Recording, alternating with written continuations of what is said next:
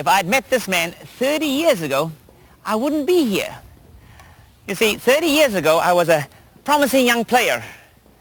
But one day, playing a very important match, on an important point, I choked.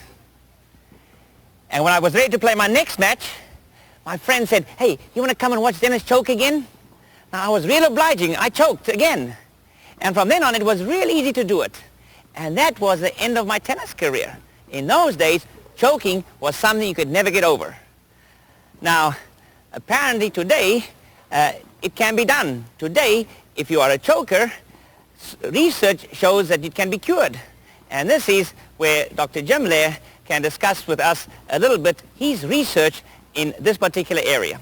Jim, can you tell us a little bit, what would you consider the most important question in the mental side of the game today? Well, I guess the question that most people are interested in is the question of what makes a mentally tough competitor. And a several-year research project was launched to help answer that really difficult question. The research showed something very interesting.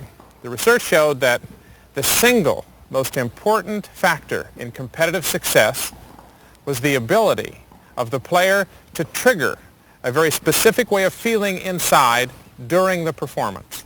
What do you really mean by trigger a feeling? Is it an emotional feeling, or? There is a very specific emotional climate that, when present, helps to trigger a physiological change pattern that contributes to the natural skill and natural expression of talent of the player. And when it's not present, it becomes very difficult. When we talk about choking and having difficulty on big points, what we've really found is that your emotional climate changes. My own work has clearly indicated that there is an ideal performance state that is most closely connected to the kinds of feelings that you have during play. And what I would like to do initially is to begin to talk about what those feelings are that contribute to good competitive success. My first question, though, is this something that can be acquired? Can you acquire these things you're describing? Everything that we have learned in the psychology of sport very clearly indicates that this is an acquired skill. We talk about emotional control. Emotional control is learned, and mental toughness is clearly learned. The greatest players in history have acquired it by playing lots of tennis, by entering competition. What we're interested in, just as you are in teaching stroke production, is how can we accelerate that process of mental toughness. So, Jim, what are the feelings associated with an outstanding performance? Okay, the first feeling is one of relaxation in the muscles. We found that when players are performing toward the upper range of their talent and skill, there's a feeling of looseness, of relaxation in the muscles. The second feeling, which we found very, very important, is the feeling of calmness. Athletes talk about a stillness that's associated with their best play, a very characteristic feeling of calmness and quiet internally, like they can handle things, like things are not going too fast inside. Another interesting feeling is the feeling of no pressure. We found that when athletes feel pressure, if you feel the pressure of big points, you're not likely to perform well. You perform best when you virtually create a pressure-free climate on the court. And we found that our best competitors have learned how to do that. Sounds very difficult to me. Another very important dimension of feeling that actually surfaced as the single most important part is the feeling of energy. Athletes talk about the feeling of being pumped, of being jazzed, of being revved. And what they're talking about is an activation process, a feeling of being very alive, of being stimulated, of being challenged. And that clearly is associated with a peak performance. We have found that that energy source, most importantly, stems from the positive emotions. We can become energized from such things as anger, frustration, resentment, but we find that that kind of energy source has a dramatically different long-term and short-term performance consequence than an energy that comes from the positive emotions. And what's interesting about that is when it comes from the positive emotions, it makes the whole climate fun. Positive energy makes it fun. Energy that stems from our positive emotions is experienced from the inside is very enjoyable. And we found that our best competitors are individuals who love competition, who love the craziness, who love the adversity, who can go out and really enjoy the performance. And those who are constantly triggering negative energy have a much more difficult time enjoying the contest.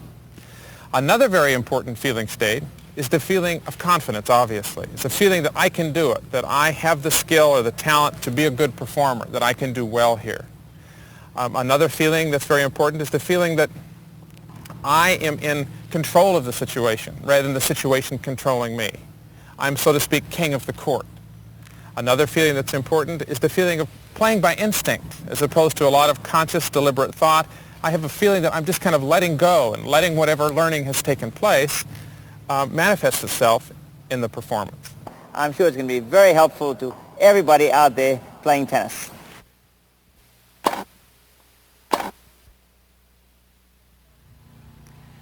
So now you have a picture of a forehand drive and a backhand drive. Now how to practice? You've got to practice, get better at this thing. The problem is most people have difficulty practicing because to make a complete stroke is so difficult to control the ball. So people try to practice.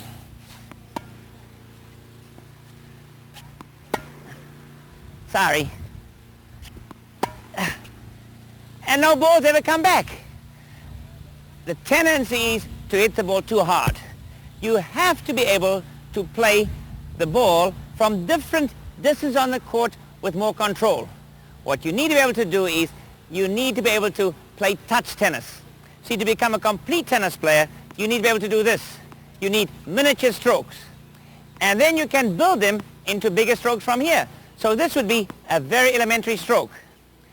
Now you say, oh, how tough can that be? That's pretty easy. I can do it too. No problem. I can do that. Until you try it. I'm a hard hitter, you know. I don't really like this. No, let's forget it. Let's just hit the ball hard. You have to become a complete tennis player. You must be able to play close up to the net, halfway from the baseline, defend and attack. So build your game with a complete set of strokes. Start very close to the net and just touch the ball. And now gradually move a bit further back as your skill grows. Still no backswing. Now a touch of a follow through. When you get about halfway, now you have a complete follow through. And when you get three-quarter way, now there's a hint of a backswing and more follow through. As you get further back, there's even more of a backswing, and on the baseline, quite a big backswing, and then from behind the baseline, a full-size stroke. And now gradually, you can make it smaller again. So you become a complete player. You can now play every distance on the court. And you can also do backhands. I get my backhand grip, I just touch the backhand. And a little bit of a follow through, and gradually as I move back, more follow through, and still more. And now I'm three-quarter way. Now there's a hint of a backswing, a long follow through, and it's growing into a full-size stroke. Now I'm on the baseline, and now I'm from behind the baseline, a full-size stroke. And now I make it smaller again.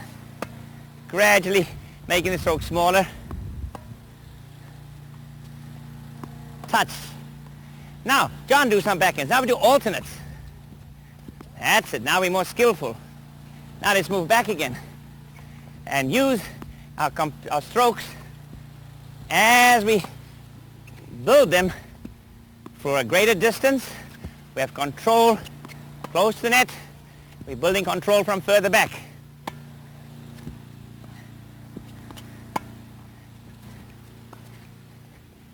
And now we have strokes from the full size of the court. There you have a backhand drive. Now we make it smaller again. See, if you can play from close up, it means that you can control the ball to your partner. If you can do that, it also means you can put the ball there. Most people who try this have difficulty because the instinct is to face your partner. Now don't do this. It won't work. The trick is this. When you start to practice, put your racket to racket. And that will give you much better alignment. So remember, it's racket to racket when you start to play. Don't start trying to play forehand drives facing this position. Organize yourself properly with your partner. If you line yourself up properly, you start off close in it, work your way back, and you'll be a complete tennis player. So here you have the essential strokes in tennis: the serve, the forehand drive, the backhand drive. And now in our next tape, I'm going to show you how to develop an attacking serve, how to understand spin, and also how to return the ball effectively. And this will help you to become a much more complete tennis player.